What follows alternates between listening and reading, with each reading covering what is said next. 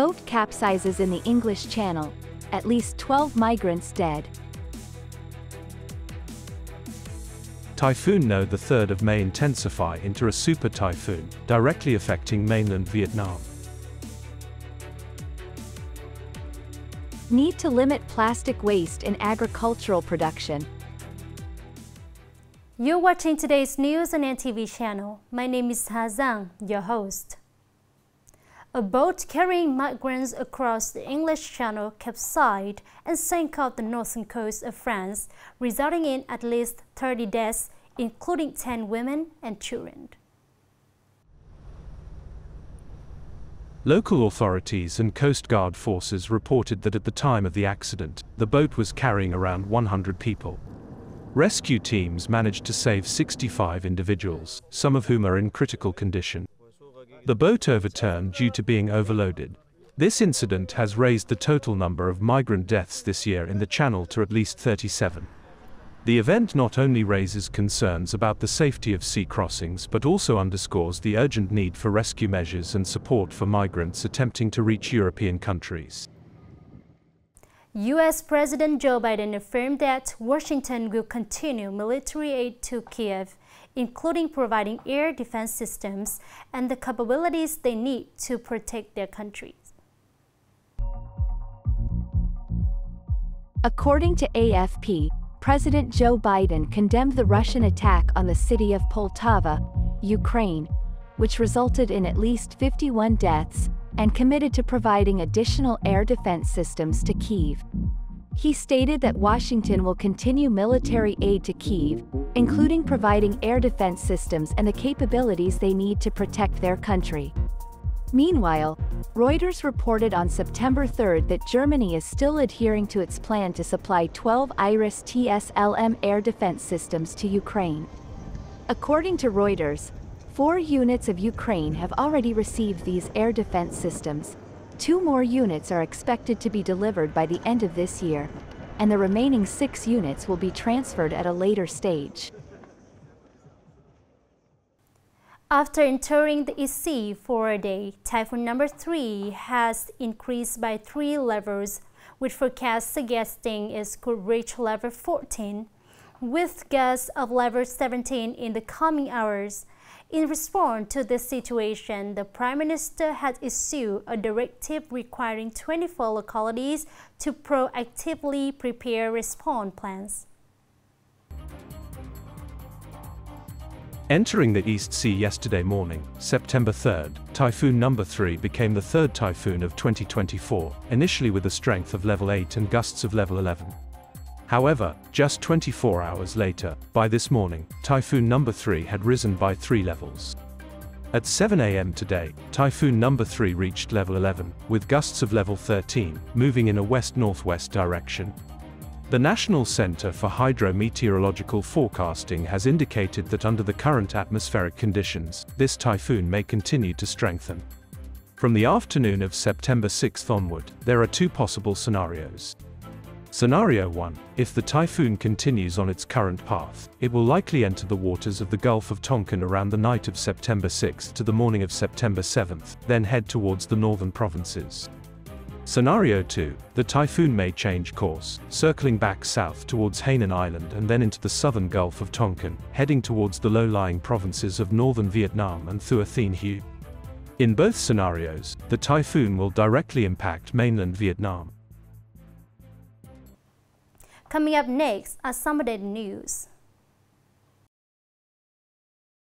According to information from the Vietnam National Tourism Administration, during the 4-day holiday, the tourism sector served approximately 3 million tourists, an increase of 20% compared to the same period last year. Reports from key tourist localities indicate a significant rise in international visitors. This is a positive sign for the inbound tourism season starting in October. At most destinations, the prices of tourism services did not increase much compared to regular days. Many accommodations did not impose holiday surcharges, allowing tourists to enjoy quality services at stable prices.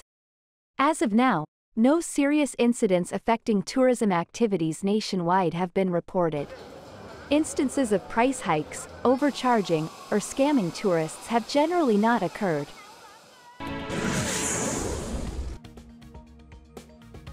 The Hanoi Department of Construction has stated that there are 9 resettlement projects in the city with nearly 2,500 apartments. 2 projects have been completed and accepted but have not yet been put into use. The entire housing fund in these resettlement projects has been allocated by the city to serve projects requiring land clearance, especially for key projects. In the upcoming period, the department will collaborate with relevant departments, as well as the district and municipal people's committees where the resettlement projects are located, to review and assess the demand for housing. After resettling households affected by land acquisition, any remaining units will be proposed for auction to recover costs.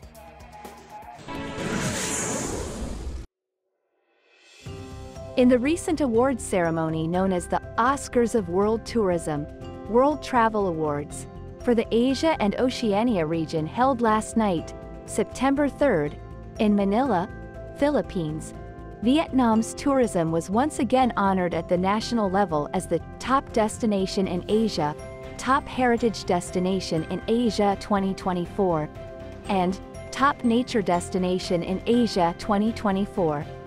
Notably, this marks the 6th time in 7 years that Vietnam has been recognized as the top destination in Asia in the years 2018, 2019, 2021, 2022, 2023, and 2024. This award affirms the country's tourism position as an attractive destination and a bright spot on the tourism map of Asia and the world. This year, Vietnam surpassed many strong contenders such as China, India, Japan, South Korea, Thailand, Indonesia, Malaysia, Singapore, and Sri Lanka to achieve this title.